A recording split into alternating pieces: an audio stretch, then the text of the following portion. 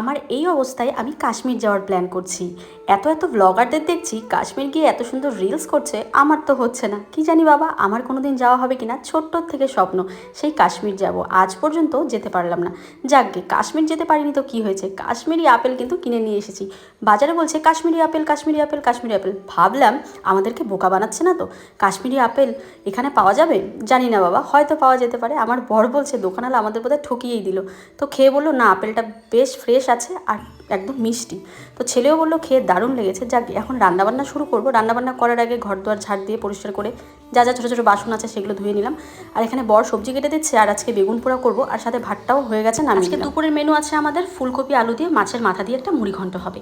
জানি একদম বিয়েবাড়ির স্টাইলেই মুড়ি ঘন্টটা হচ্ছে। আজকে আমাকে বর রান্নার থেকে ছুটি দিয়ে দিল, বললো তুমি যা যা কাজ আছে সেগুলো করো। এদিকে দেখো একটুখানি ভাত নিয়েছি, কালকের তরকারি আর আজকের গরম গরম ভাত মেখে সবাইকে খাইয়ে। চলো, মিনি ব্লগ ভালো লাগলে লাইক কমেন্ট শেয়ার, টাটা।